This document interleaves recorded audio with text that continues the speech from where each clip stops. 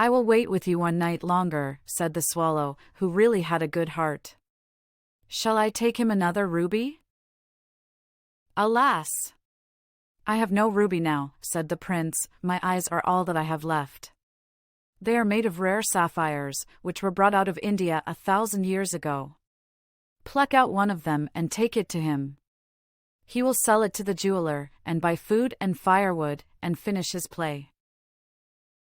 Dear prince, said the swallow, I cannot do that, and he began to weep. Swallow, swallow, little swallow, said the prince, do as I command you. So the swallow plucked out the prince's eye, and flew away to the student's garret. It was easy enough to get in, as there was a hole in the roof. Through this he darted, and came into the room. The young man had his head buried in his hands, so he did not hear the flutter of the bird's wings, and when he looked up he found the beautiful sapphire lying on the withered violets. I am beginning to be appreciated, he cried, this is from some great admirer. Now I can finish my play, and he looked quite happy. The next day the swallow flew down to the harbor. He sat on the mast of a large vessel and watched the sailors hauling big chests out of the hold with ropes. Heave hoy, they shouted as each chest came up. I am going to Egypt, cried the swallow, but nobody minded, and when the moon rose he flew back to the happy prince. I am come to bid you goodbye, he cried. Swallow, swallow, little swallow, said the prince, will you not stay with me one night longer? It is winter, answered the swallow, and the chill snow will soon be here. In Egypt the sun is warm, on the green palm trees, and the crocodiles lie in the mud and look lazily about them. My companions are building a nest in the temple of Baalbec, and the pink and white doves are watching them and cooing to each other. Dear prince, I must leave you, but I will never forget you, and next spring I will bring you back with beautiful jewels in place of those you have given away. The ruby shall be redder than a red rose, and the sapphire shall be as blue as the great sea. In the square below, said the happy prince, there stands a little match girl. She has let her matches fall in the gutter, and they are all spoiled. Her father will beat her if she does not bring home some money, and she is crying. She has no shoes or stockings, and her little head is bare. Pluck out my other eye, and give it to her, and her father will not beat her. I will stay with you one night longer, said the swallow, but I cannot pluck out your eye. You would be quite blind then.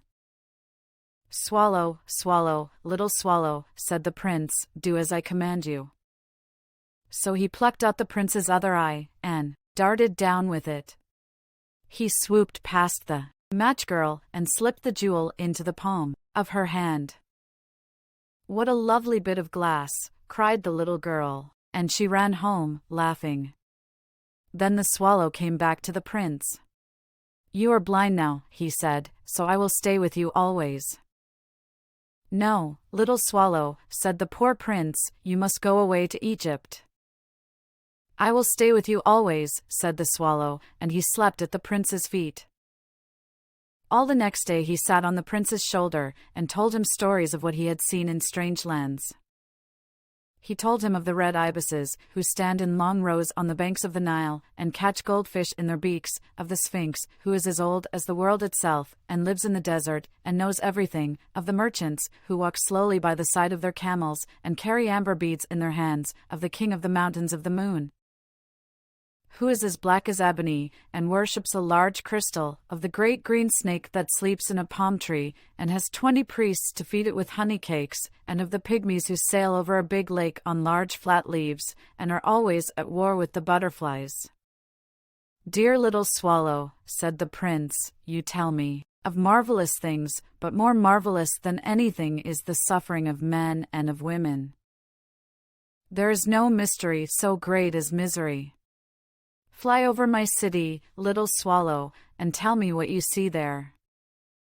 So the swallow flew over the great city, and saw the rich making merry in their beautiful houses, while the beggars were sitting at the gates. He flew into dark lanes and saw the white faces of starving children looking out listlessly at the black streets. Under the archway of a bridge, 2 little boys were lying in one another's arms to try and keep themselves warm.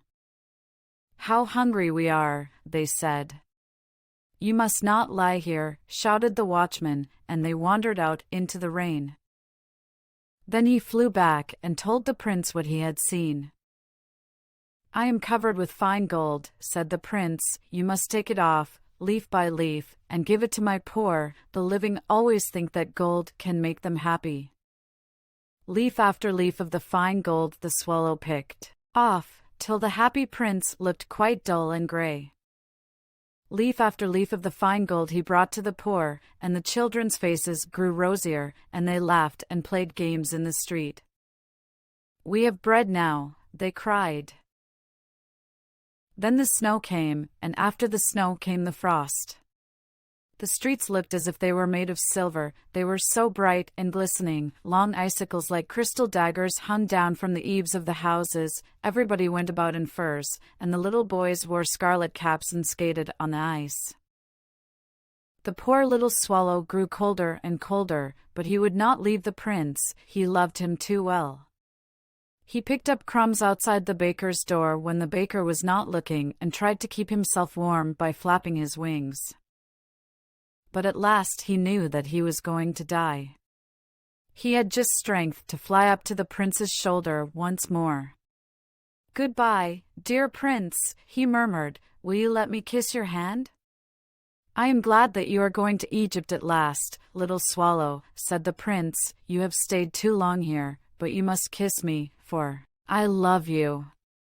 "It is not to Egypt that I am going," said the swallow. "I am going to the house of death." "Death is the brother of sleep, is he not?" And he kissed the happy prince on the lips, and fell down dead at his feet. At that moment a curious crack sounded inside the statue, as if something had broken. The fact is that the leaden heart had snapped right in two. It certainly was a dreadfully hard frost. Early the next morning the mayor was walking in the square below in company with the town councillors. As they passed the column he looked up at the statue. "Dear me! How shabby the happy prince looks," he said. "How shabby indeed," cried the town councillors, who always agreed with the mayor, and they went up to look at it. "The ruby has fallen out of his sword, his eyes are gone, and he is golden no longer," said the mayor. "In fact, he is little better than a beggar." "Little better than a beggar," said the town councillors. "And here is actually a dead bird at his feet," continued the mayor. "We must really issue a proclamation that birds are not to be allowed to die here." And the town clerk made a note of the suggestion. So they pulled down the statue of the happy prince. "As he is no longer beautiful, he is no longer useful," said the art professor at the university. Then they melted the statue in a furnace, and the mayor held a meeting of the corporation to decide what was to be done with the metal. "We must have another statue, of course," he said, "and it shall be a statue of myself." "Of myself," said each of the town councillors, and they quarreled. When I last heard of them, they were quarreling still. "What a strange thing," said the overseer of the workmen at the foundry. "This broken lead heart will not melt in the furnace. We must throw it away." So they threw it on a dust heap where the dead swallow was also lying.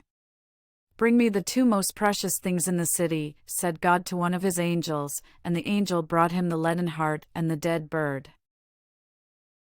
"You have rightly chosen," said God, "for in my garden of paradise this little bird shall sing forevermore, and in my city of gold the happy prince shall praise me."